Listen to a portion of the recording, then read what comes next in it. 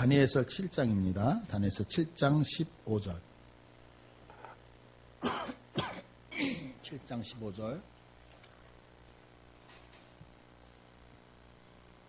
15절서부터 22절까지 제가 읽습니다.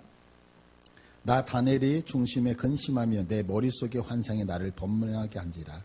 내가 그 곁에 모셔 선 자들 중 하나에게 나가서 이 모든 일의 진상을 물으매 그가 내게 말할 그 일의 해석을 알려주며 이르되 그 내 큰 짐승은 세상에 일어날 내 왕이라. 지극히 높으신 이의 성도들이 나라를 얻으리니 그 누림이 영원하고 영원하고 영원하리라.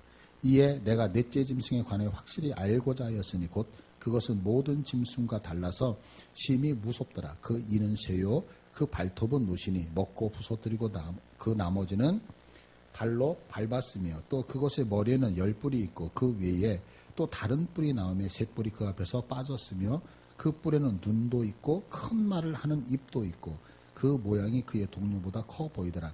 내가 먼저 이 뿔이 성도들과 더불어 싸워 그들에게 이겼더니 옛적부터 항상 계신 이가 와서 지극히 높으신 이의 성도들을 위하여 원한을 풀어주셨고 때가 이름에 성도들이 나라를 얻었더라.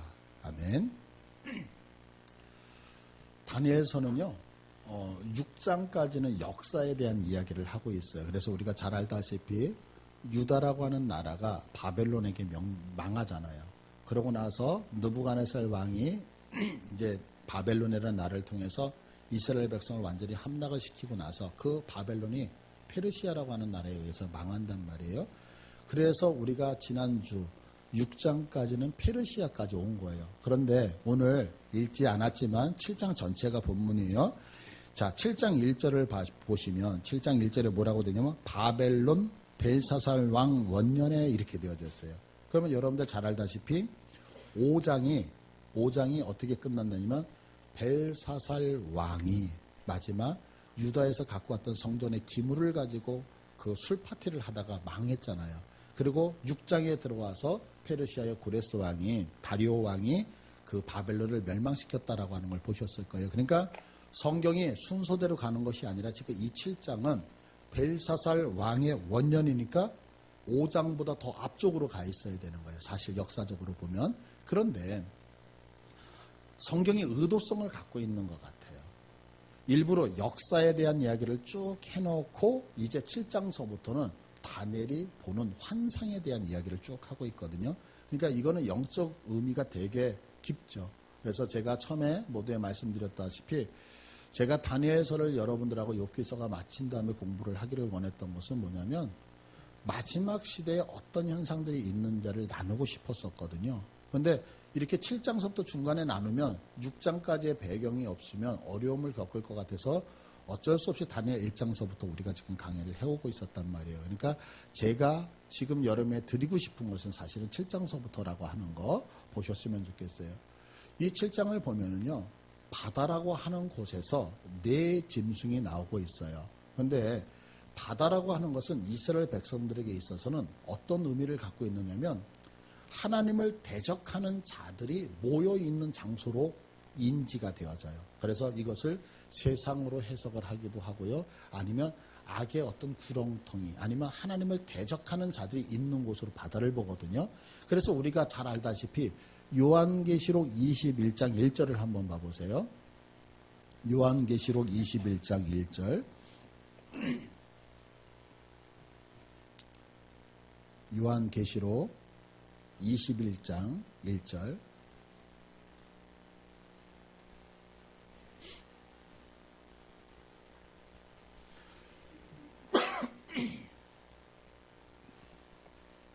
앞에 안 나오나요? 계시록 안 나와요? 컴퓨터가 느린 거예요? 자, 21장 1절 다 찾으셨어요? 자, 우리 여기 앞에 떴네요. 다 같이 읽을게요. 시작. 또 내가 새하늘과 새 땅을 보니 처음 하늘과 처음 땅이 없어졌고 바다도 다시 있지 않더라. 여기 보시면 지금 예수 그리스도께서 이 땅에 재림을 하셔서 우리가 살고 있는 이 땅들이 다 사라진다는 거잖아요. 그런데 뭐가 없어요? 처음 하늘과 처음 땅이 없어졌고 무엇도 없더라?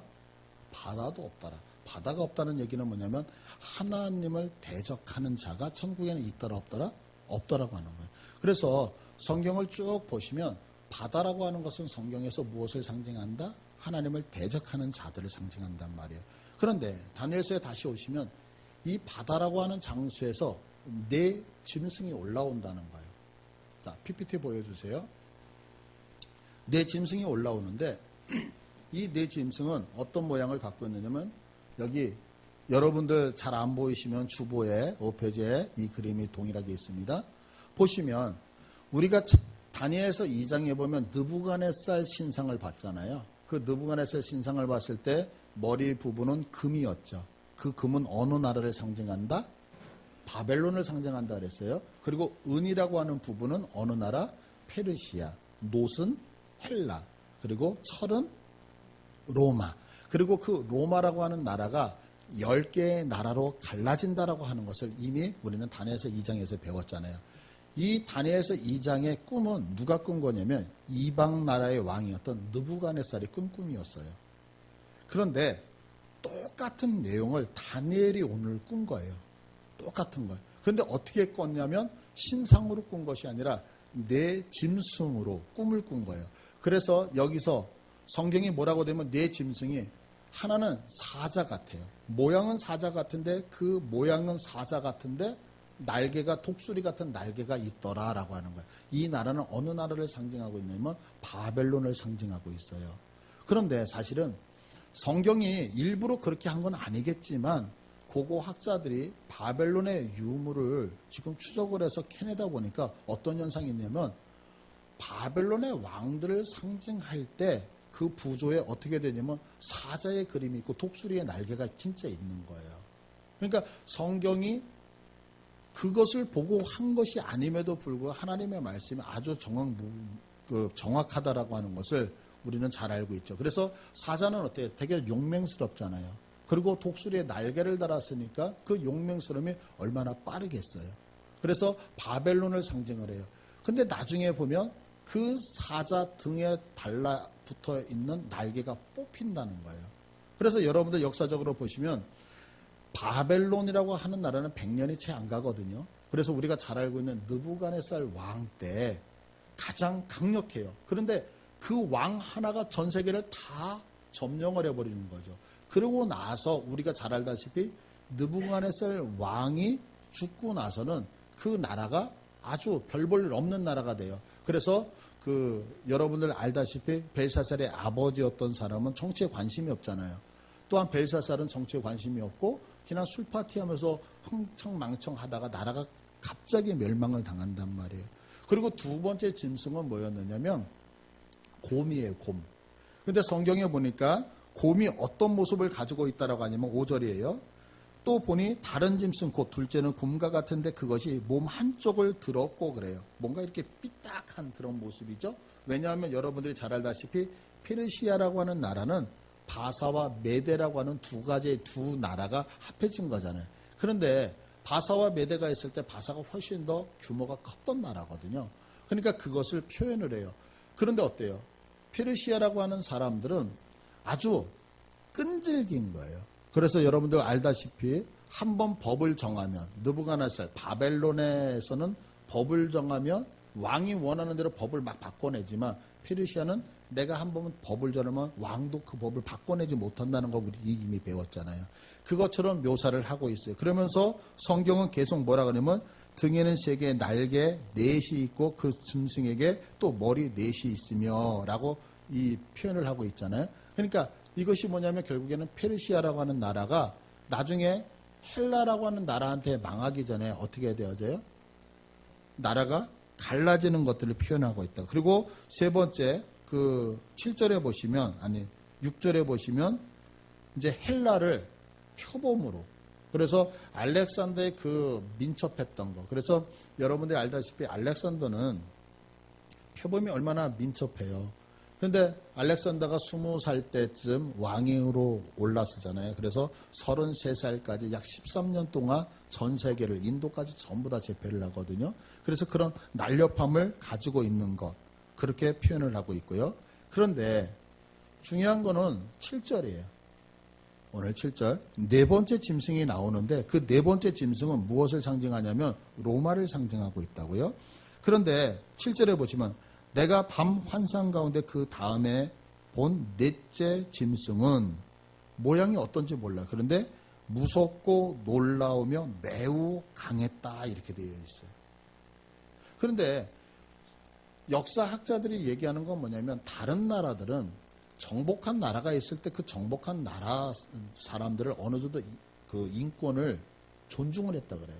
근데 로마라고 하는 나라는 철저하게 그 정복한 나라 사람들을 유린을 했다는 거예요. 그리고 우리가 가장 대표적으로 아는 게 뭐예요?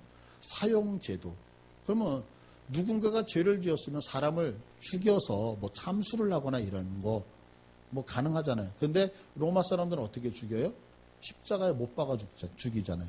그래서 길에다가 십자가에 못 박은 사람을 쫙 도열시켜서 어떻게 해요? 사람이 죽어가는 그 잔인함을 보여줘서 어떤 나라도 로마를 향하여 반기를 들지 못하도록 아주 잔인한 모습을 보여주고 있거든요. 그런 모습을 성경은 그대로 다 표현을 하고 있어요. 그런데 18절에 보시면 뭐라고 설명하냐면 그 바로 8절 위에 7절 마지막에 그 나라가 10뿔이 있다 그래요. 그러면 로마는 먼저 번에 우리가 다니엘서 2장을 볼 때 어때요? 나라가 몇 개로 갈라졌다 그랬어요? 분열이 10개로 됐다 그랬죠.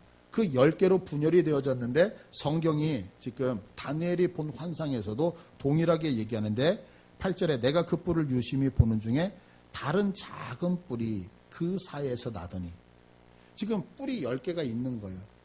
그 10개가 있는데 그 10개가 뿔이 있는데 그 뿔 있는 중간에 작은 뿔 하나가 또 올라오고 있다는 거예요. 그런데 성경은 뭐라고 얘기하냐면 첫 번째 뿔 중에 셋이 그 앞에서 뿌리까지 뽑혔어요. 그러니까 10개의 뿔이 있는데 10개 말고 11번째 뿔이 작게 올라오는 와중에 기존에 있던 3개의 뿌리까지도 다 뽑혔다는 거예요. 그러면 몇 개가 남아요? 7개가 남고 작은 뿔이 하나 나와요. 근데 독특함이 뭐냐면 이 작은 뿔에 무엇이 있더라? 사람의 눈 같은 눈들이 있고 또 입이 있어 큰 말을 했다는 거예요. 자, 정리할게요. 지금 다니엘이 이 환상을 보면서 사자의 모양 독수리에 날개를 달았구나, 곰의 모양 표범 같구나, 그건 그냥 다 넘어갔어요. 근데 지금 다니엘이 무슨 고민을 하냐면 이 네 번째 짐승을 보면서 번민하기 시작을 하는 거예요. 왜냐하면 너무 두려웠던 거예요. 그 두려워서 이것을 하나님의 보좌 앞에 나가서 도대체 내가 꾸었던 이 환상이 무엇입니까? 라고 질문하는 것이 어디에 나오냐면 오늘 우리가 읽었던 본문이거든요. 그래서 15절에 보면 나 다니엘이 중심에 근심하며 내 머릿속의 환상이 나를 번민하게 한지라. 번민하게 했다는 것은 다니엘이 이 뜻을 알았다 몰랐다? 모르는 거예요.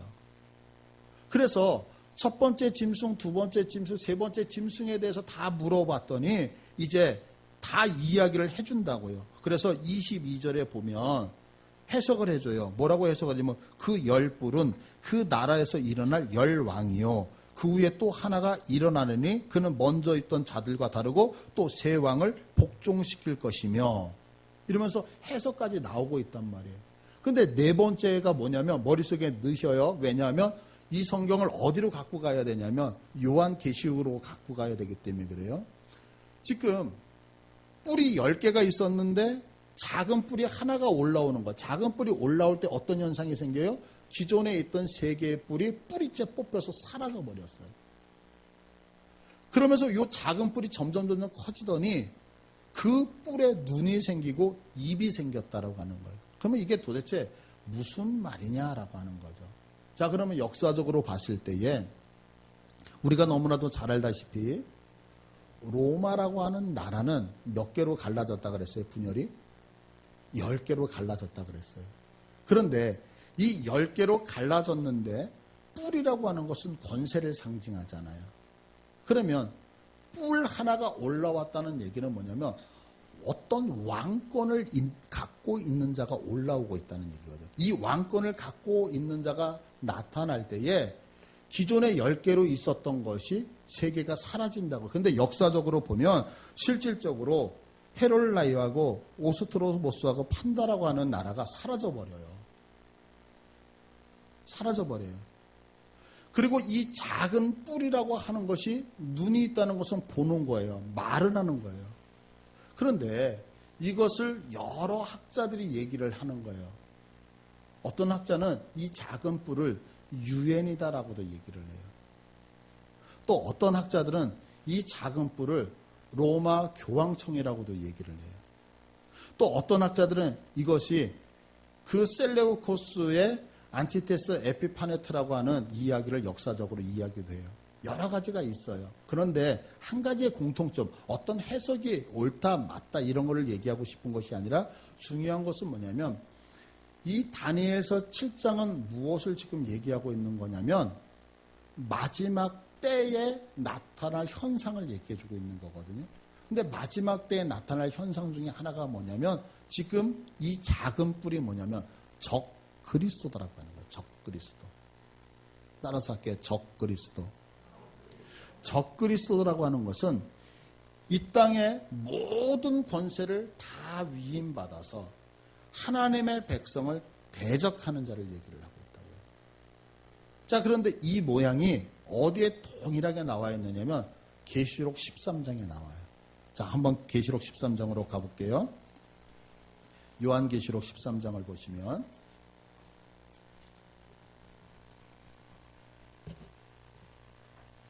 13장 1절을 봐보세요. 내가 보니 어디에서 짐승이 올라와요? 바다에서 한 짐승이 올라왔어요. 아까는 바다에서 4개의 짐승이 올라왔죠?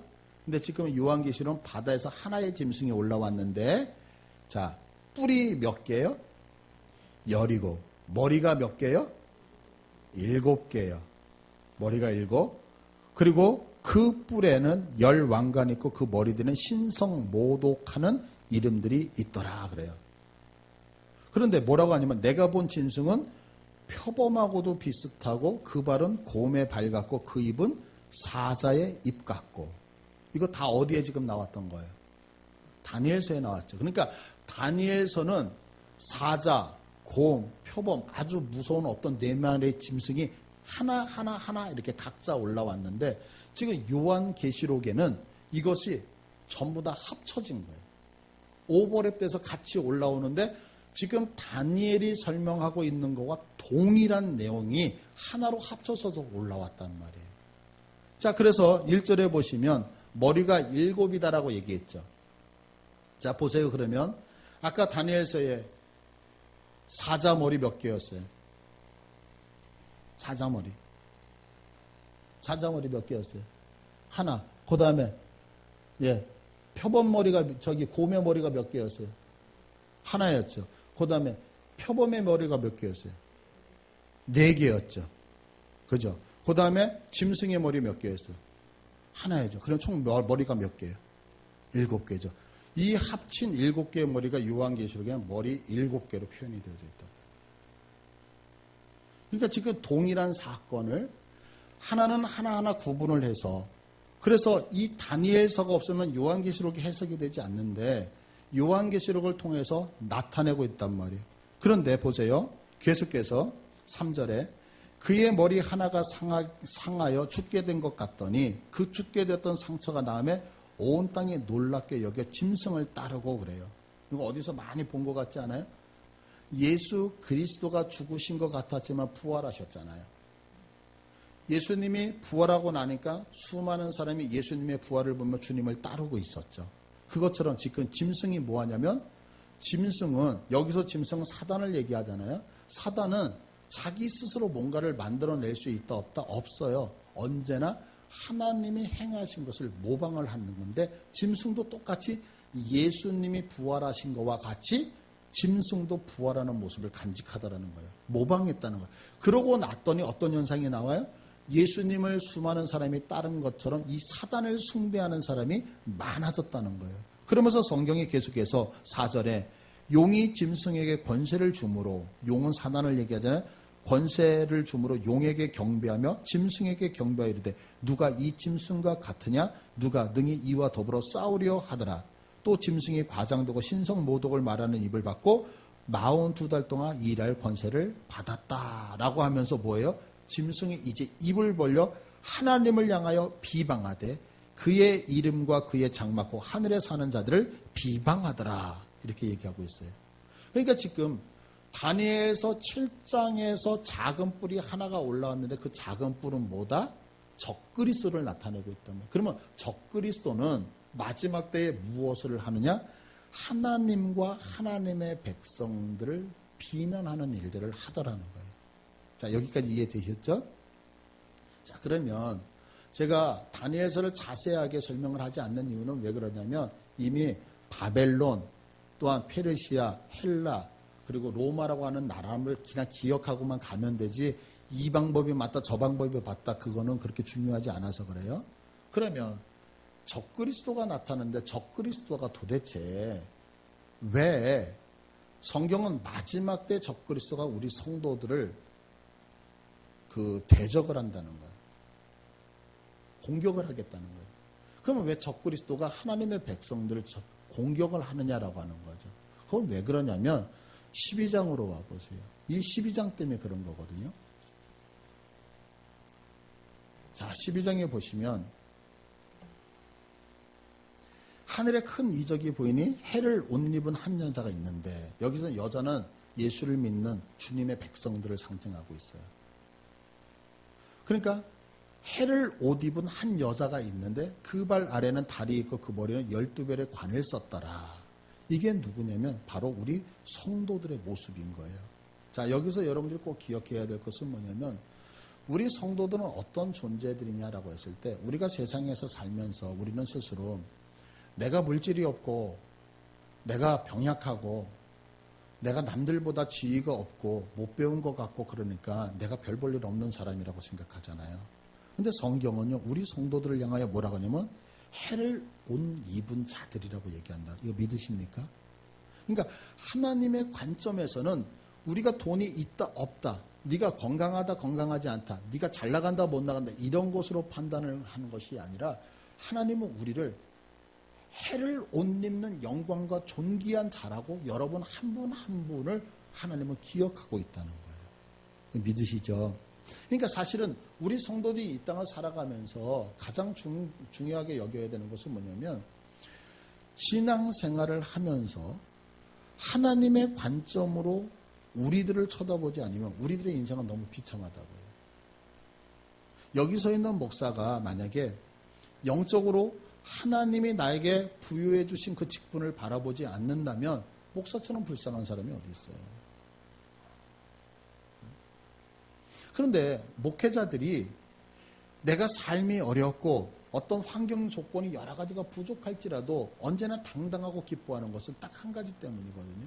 그게 뭐냐면 오늘도 하나님이 나와 함께 하시고 내가 하나님의 종이라고 하는 그 뭐라 그랬죠? 자존감이 높은 거거든요. 왜?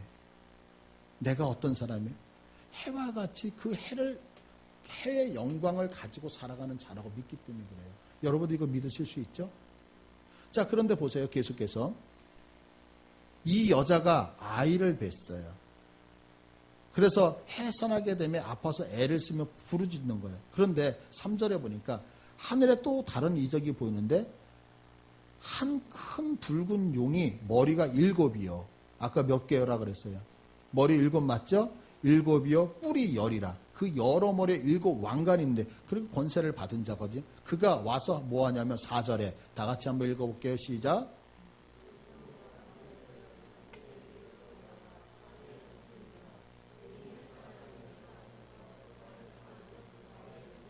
그 아이를 삼키려고 해요.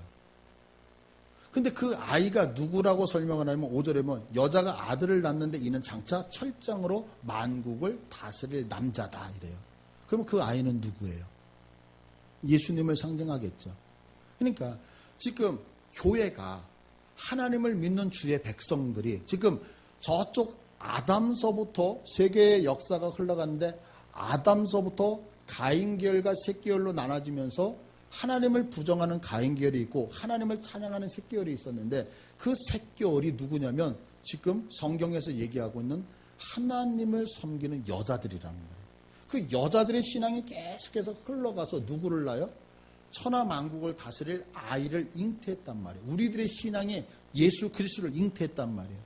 그런데 예수 그리스도를 잉태할 때에 하늘에서 권세를 갖고 있는 악한 영이 사단이 그 남자아이를 죽이려고 달려들었단 거예요.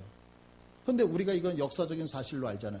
예수님이 이 땅에 성탄하셨던 날, 그래서 동방박사가 찾아왔던 날, 이 땅에는 2살 어린아이들이 전부 다 죽는 비극이 있었다고요. 왜요? 사단이 누구를 죽이려고? 철장 권세로 만국을 다스릴 그 아이 하나를 죽이기 위해서 아무 죄도 없고 생각도 없는 그 어린아이들이 다 죽어나갔어요. 유대 땅에서. 그것을 성경 그대로 묘사를 하잖아요. 그래서 6절에 이 여자가 광야로 도망하며 거기서 1260일 동안 그를 양육하기 위하여 하나님께 예배된 곳이 있더라 그래요. 자, 그런데 여기서 계산해 보세요. 광야로 도망하면 광야라는 곳은 좋은 곳일까요? 어려운 곳일까요? 광야는 되게 어려운 곳이거든요. 그러면 1260일이면 몇 개월이에요? 팁을 드릴게요. 유대인들이 한 달은 31일이 아니라 30일이거든요. 그러면 1260일이면 42개월이에요. 그러면 42개월이면 몇 년이죠? 3년 6개월. 여러분도 혹시 전 3년반, 후 3년반, 3년 6개월이라는 단어 들어보셨어요? 그 얘기하고 있는 거예요. 그러니까 3년 6개월, 42달, 1260일 다 같은 얘기거든요. 그런데 성경에서 3년 6개월이라고 하는 3.6이라고 하는 단어는 고통의 수를 얘기하거든요. 그래서 대표적으로 여러분들 아합 시대에 엘리야가 비를 오지 않게끔 기도했을 때 비가 몇 년 동안 안 와요? 3년 6개월 동안 오지 않잖아요. 그러니까 지금 하나님의 백성 예수 그리스도가 이 땅에 태어나셨는데 이 예수 그리스도가 이 땅에서 고난을 받더라 안 받더라? 받는다는 거예요. 언제까지? 3년 6개월 1260일 42달 동안 상징이겠죠. 그런 고난을 받는데 8절에 계속해서 보시면 자 7절에 하늘에 전쟁이 있는데 미가엘과 그의 사자들이 용들과 더불어 싸우며 용과 그의 사자들도 싸웠어요. 그런데 누가 이겼어요? 미가엘하고 지금 이 용의 세력하고 싸웠는데 누가 이겨요? 9절에 보니까 용들이 이기지 못했어요. 그래서 큰 용이 내쫓겼단 말이에요. 그러니까 우리가 잘 알다시피 자 천상에서 하나님에 계시고 하나님께서 만드신 천사들이 있는데 이 천사들이 반역을 한단 말이에요. 반역을 한 그 자들을 우리는 사단이라고 얘기하잖아요. 그러니까 천사들도 사단도 천사였다고요. 그런데 이 천사가 하나님의 보호자를 찬탈하기 위해서 쿠데타를 일으켜가지고 싸울 때에 미가엘 천사하고 크게 싸움었다는 거예요. 그런데 여기서 누가 이겼어요? 미가엘이 이겼다고요. 미가엘이 이기니까 어떻게 해요? 영토 싸움에서 사단이 졌죠. 지게 되니까 하나님의 보호자가 있는 곳에서 사단이 쫓겨났다고 성경은 분명히 기록하거든요. 그래서 쫓겨나서 이제는 하늘 안에 자기의 거처를 갖지를 못하는 거예요. 그러면 사단은 어디로 쫓겨났을까요? 지금 우리가 얘기하고 있는 이 땅으로 쫓겨났단 말이에요. 이 땅으로. 자, 그래서 계속해서 보세요.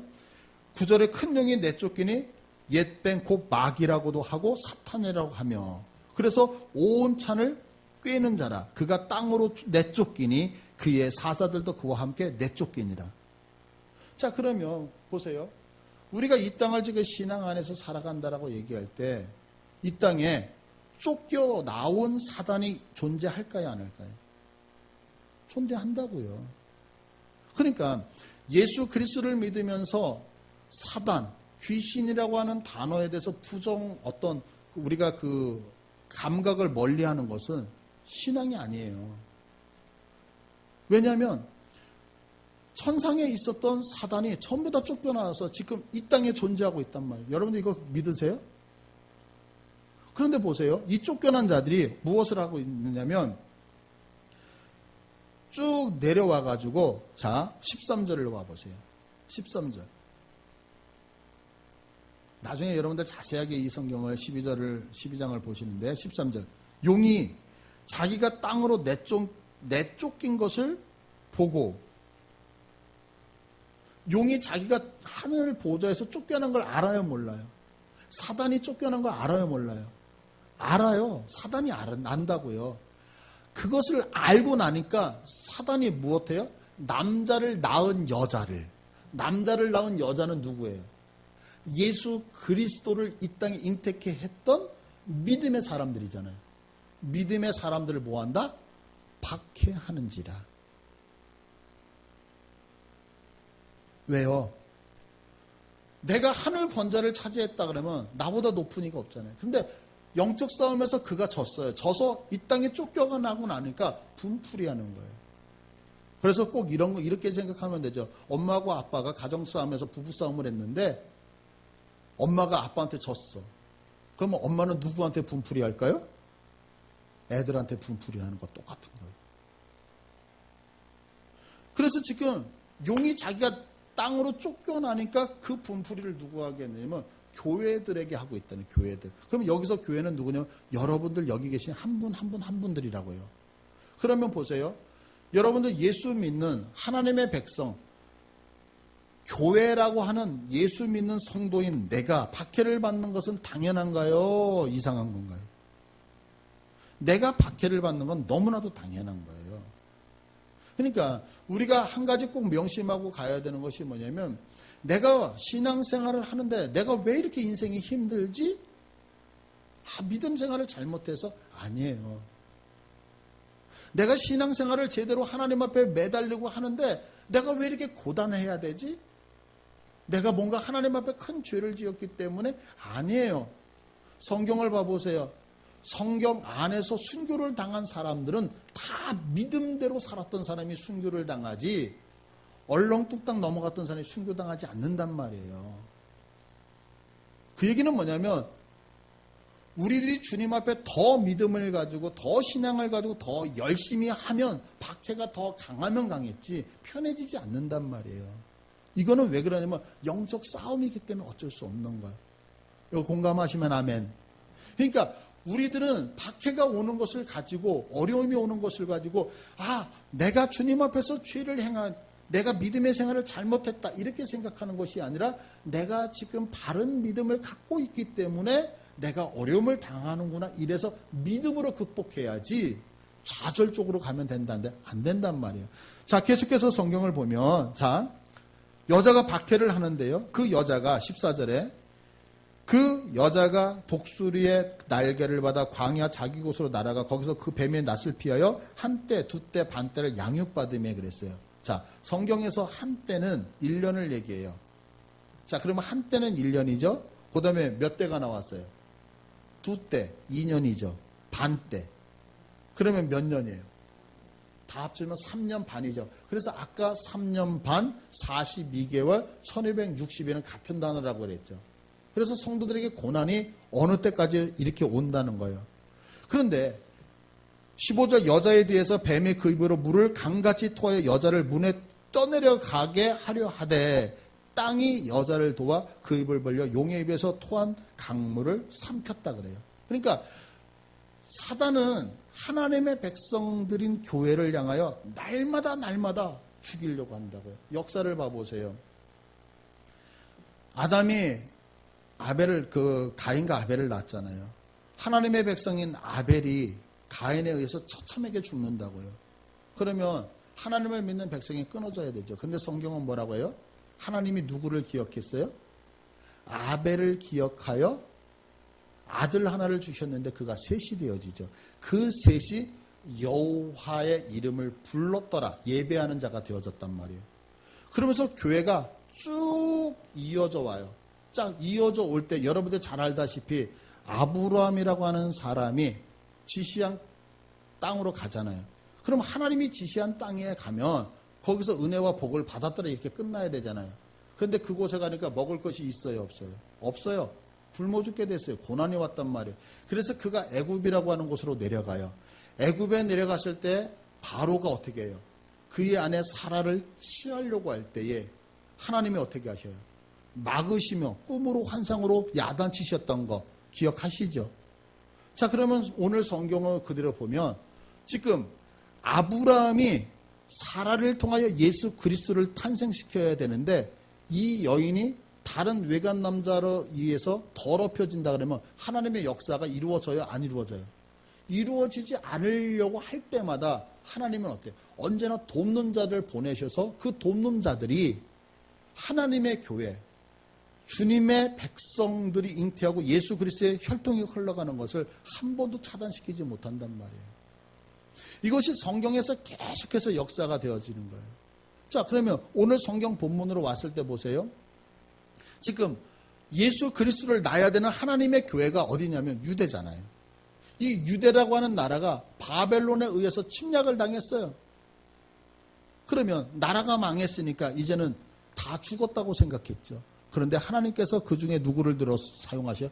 다니엘이라고 하는 사람을 지금 높이 들어서 느부갓네살 왕이, 다리오 왕이, 고레스 왕이 이 다니엘을 통하여 유대 백성을 죽이지 못하도록 보호하심 속에서, 그래서 성경은 그 예언이 계속해서 흘러가고 있단 말이에요.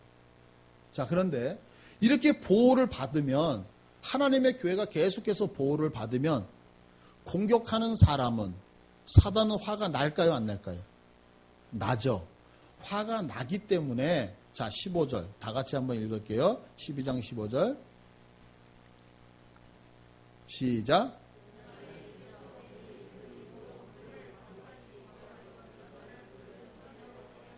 16절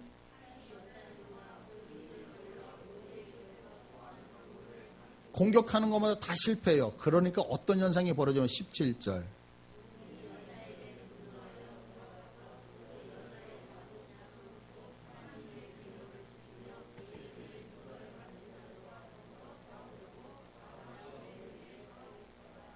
지금 우리가 어느 시대에 지금 살고 있느냐면요, 사단이 하나님의 교회 남자아이를 죽이기 위해서 계속 공격했는데 그 공격이 실패했어요.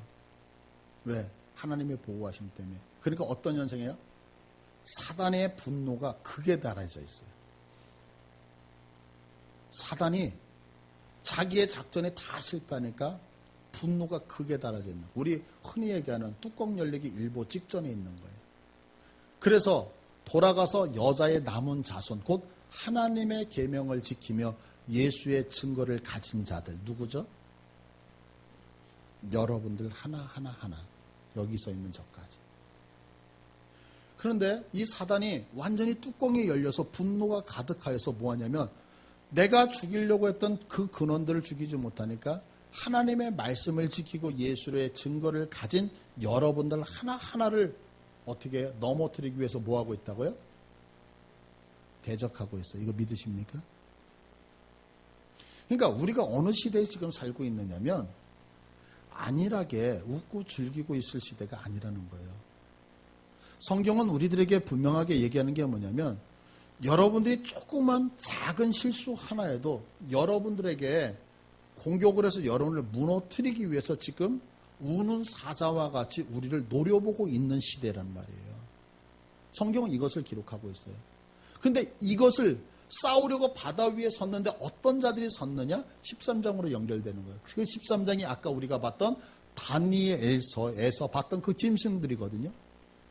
근데 그 짐승들이 무엇하고 있어요? 마지막에 지금 다니엘이 고민했던 것이 뭐냐면 네 번째 짐승이었잖아요.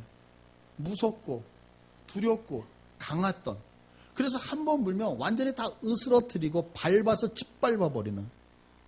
다시 얘기해서 우리 성도들, 여러분들 사단에게 잡히면 여러분들 살아난다라고는 전혀 생각하지 말라는 거예요. 왜? 사단은 아주 철저하게 분노가 가득 차 있기 때문에 모든 분풀이를 누구에게 한다? 우리들에게 이미 하겠다고 성경은 예언하고 있다는 거예요. 그러니까 지금 우리가 신앙생활을 하면서 깊게 생각을 하나 해야 되는 것이 뭐냐면, 이것을 여러분들에게 말씀드리고, 깨어 있지 아니하면 큰 코 다친다는 거예요. 여러분 지금 신앙이요, 우리의 신앙이요, 어느 정도로 위기 안에 왔냐면, 지금 이 신앙은 마지막 때를 향하여 가고 있는 것들을 얘기하고 있잖아요. 그러면 이 적그리스도가 나타나서 단순하게 우리를 이단으로 그냥 끌고 가서 내가 그냥 가정에서 이혼을 하고 뭐 내 자녀가 내 집을 이런 것이 아니라 우리의 인생을 다 피폐하게 만들려고 사단은 우리를 잡아먹으려고 하고 있다는 거예요. 근데 여러분들 생각해 보세요. 내가 지금 하나님 앞에 예배드리고 믿음의 생활을 할 때 이렇게 전쟁 속에서 어떤 한 발이면 모든 게 끝나는 것 같은 그런 위기 상황 속에서 내가 긴장하면서 신앙생활을 하고 있느냐는 거죠. 오늘 드리고 있는 예배가 내일도 또 당연히 드릴 거라고 생각을 한다면 그건 잘못됐다고요. 왜? 마지막 때는 그렇게 되어질 수 없기 때문에 그래요. 그래서 오늘 내가 이 예배를 하나님 앞에서 제대로 드리는 성공하는 예배가 아니면 다음 주는 예배가 내게 없을 수 있는 거예요. 우리 경험했잖아요. 코로나. 아무도 이렇게 예측하지 못했잖아요. 금방 끝날 거라고 생각. 겨울에 시작됐기 때문에 여름이 되어지면 코로나 없어질 거라고 얘기했었잖아요. 근데 여러분들 내가 드리고 싶어도 강제에 의해서 드릴 수 없는 날 그것이 이번 한 번이라고 생각하세요? 아니요. 절대 그렇지 않거든요. 왜? 사단은요. 분노에 있기 때문에 그래요. 원하고 원하는 것은 지금은 여러분들 깨어서 믿음의 생활을 하지 않으면 안 된다라고 하는 걸 여러분들이 느끼셨으면 좋겠어요. 그래서 내 신앙생활 속에서 내가 주일날 예배 한번 드리겠다. 이것으로만 내가 믿음의 의무를 다했다고 얘기하는 게 아니라 하나님 앞에서 여러분들이 깨어서 기도하며 나갈 수 있는 여러분 되기를 축복합니다. 그런데 성경은 여기서 끝나는 게 아니라 무엇하고 있느냐면 우리들에게 아주 결정적인 것들을 한 가지를 얘기를 해주고 있어요. 그게 뭐냐면 아까 우리가 읽었던 본문으로 다시 올게요. 자, 다니엘서로 와보세요. 이런 어려움과 고통들이 분명히 있다는 거예요. 이런 고통이 분명히 있는데 중요한 것은 18절이에요. 7장 18절. 자, 18절 있습니다. 시작. 지극히 높으신 이의 성도들이 나라를 얻으리니 이름이 영원하고 영원하고 영원하리로다. 그렇게 어려움을 당해서 우리들이 하나님 앞에 참고 인내하고 믿음을 지켜내면 반드시 뭐가 온다? 하나님은 우리들에게 영원한 나라를 허락하시겠다는 거예요. 인생을 살다 보면은요, 이런 것 같아요. 가장 힘든 것이 뭐냐면 끝이 없다는 거. 그러니까 사람들이 지치는 게 뭐냐면 내가 어떤 일을 하는데 퇴근 시간이 없는 거예요. 그러면 하루를 시작해서 퇴근 시간이 없을 때 그 일은 능률이 있지 않잖아요. 상당히 어려워지죠. 프랑스에서였나요? 하나님의 법을 바뀌기 위해서 왜 꼭 일주일에 하루를 쉬어야 되느냐. 그래서 일주일에 하루만 쉬지 말고 열흘에 하루를 쉬는 걸로 하자. 그래서 9일 동안 일하고 열흘째 되는 날 하루를 일하는 걸로 이렇게 법을 바꿔서 시행을 했던 적이 있었던 것 같아요. 근데 3개월 정도 지난 다음에 그 법을 다시 바꿨거든요. 그 이유는 뭐냐면 사람들이 리듬이 못 따라가는 거예요. 그래서 일의 능률이 툭툭툭 떨어지기 시작을 하더래요. 우리들이 월요일 날은 힘들게 직장 일을 하지만 금요일이 되거나 토요일이 되면 내가 이제 회사 출근 안 해도 된다라고 하는 것이 나에게 힘을 주잖아요. 휴식이라는 게 되게 필요하잖아요. 만약에 하나님께서 우리들에게 너희들 죽을 때까지 고통을 당해라 라고 얘기를 한다면 우리는 지쳐서 신앙생활 못할 거라고요. 그런데 성경은 분명하게 그것이 고통당하는 때가 있다라고 하는 거예요. 여러분들 고통당하고 계십니까? 그러나 그 고통은 영원한 것이 아니라 그 고통은 반드시 끝나는 날이 있는 거 믿으셔요? 그런데 끝난 다음에 똑같이 그 생활로 다시 돌아간다라고 한다면 희망이 없잖아요. 근데 성경은 우리들에게 무엇을 얘기하고 있느냐면 그 고통이 끝나기만 한다면 너희들에게는 태양의 옷을 입고 달을 짓누르며 하나님의 존귀와 영광을 받는 그 나라에서 왕노릇하는 권세를 영원히 부여하시겠다는 거예요. 이것이 우리 성도들에게는 희망이 되어져야 된단 말이에요. 부탁드리고 싶은 건 여러분 신앙생활하는 게 녹록하지 않아요. 힘들어요. 분명히 저도 힘들고 제가 해보니까 쉽지 않단 말이에요. 그러나 중요한 것은 성경의 말씀은 1.1획도 이루어지지 않는 게 없잖아요. 그죠? 그렇다면 어렵고 힘들지만 마침내 내가 고난당하는 것은 당연한 거예요. 예수 그리스도가 이 땅에 초림으로 오셨을 때 예수를 죽이기 위해서 사단이 그 2살 밑에 아이를 다 죽이면서 박해를 했다면 예수님이 재림하실 때 우리 성도들을 죽이기 위해서 흔들기 위해서 고난 오는 것은 더하면 더하지 덜하지 않을 거란 말이에요. 그러니까 여러분들 고난을 즐기셨으면 좋겠어요. 그래서 그 고난을 즐기면서 그래 이 고난을 통하여 하나님의 영광이 내게 임할 것이라고 기대하시면서 여러분들이 오늘도 힘있게 믿음 안에서 내 인생을 정립하시면서 살아가시기를 축복합니다. 우리 이 시간에 기도했으면 좋겠어요.